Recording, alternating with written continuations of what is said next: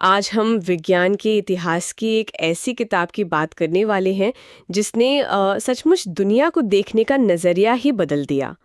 हम बात कर रहे हैं चार्ल्स डार्विन की 1859 में आई किताब की। इसका पूरा नाम भी काफी लंबा है, on the origin of species bye means of natural selection. और ये सिर्फ एक किताब नहीं थी बल्कि एक तरह का धमाका था।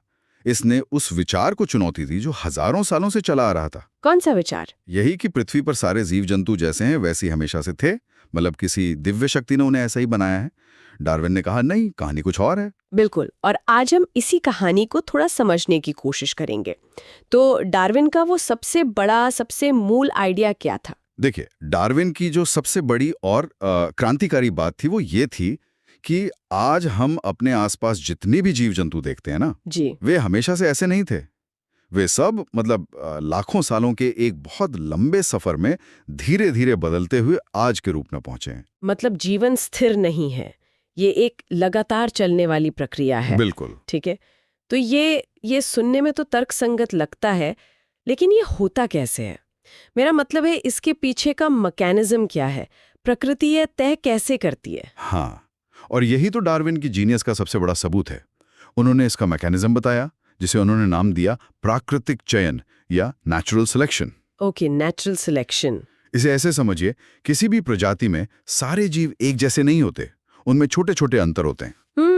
वेरिएशन। जी, और क्योंकि प्रकृति में भोजन और पानी जैसे संसाधन सीमित हैं, तो एक होड़ मची रहती है। जिंदा रहने की होड़। एकदम।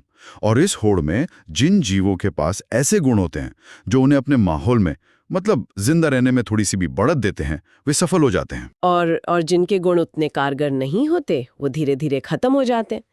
इसी को शायद बाद में योग्यतम की उत्तरजीविता या सर्वाइवल ऑफ द फिटेस्ट कहा गया। बिल्कुल सही। और यही छोटे छोटे बदलाव जब लाखों सालों तक जमा होते रहते हैं तो एक नई प्रजाति ही बन जाती है। ये तो कमाल की बात है। इसे साबित करने के लिए उनके पास कुछ ठोस सबूत भी तो होंगे। मुझे वो गैलापागोस द्वीपों वाला किस्सा याद आ रहा है। हाँ, वो सबसे मशहूर उदाहरण है। डार्विन ने देखा कि गैलापागोस के अलग अलग द्वीपों पर जो फिंच पक्षी थे उनकी चोंच का आकार बिल्कुल अलग था। अच्छा। हाँ, जैसे किसी द्वीप पर चोंच मोटी और मजबूत थी क्योंकि वहां मेवे तोड़ने पड़ते थे, तो किसी दूसरे द्वीप पर पतली और नुकीली क्योंकि वहां कीड़े मकोड़े मिलते थे। तो मतलब जैसा खाना वैसी चोच। बिल्कुल। डार्विन समझ गए कि ये सभी पक्षी एक ही पूर्वज से आए थे, लेकिन अलग अलग माहौल ने उन्हें अलग अलग दिशाओं में बदल दिया। ये तो बेहतरीन उदाहरण है, पर क्या उन्होंने कोई ऐसा उदाहरण भी दिया था जिसे लोग अपनी रोजमर्रा की जिंदगी में देख सकें? हाँ, बिल्कुल दिया था। उन्होंने इसे कृत्रिम चयन या आर्टिफिशियल सिलेक्शन कहा।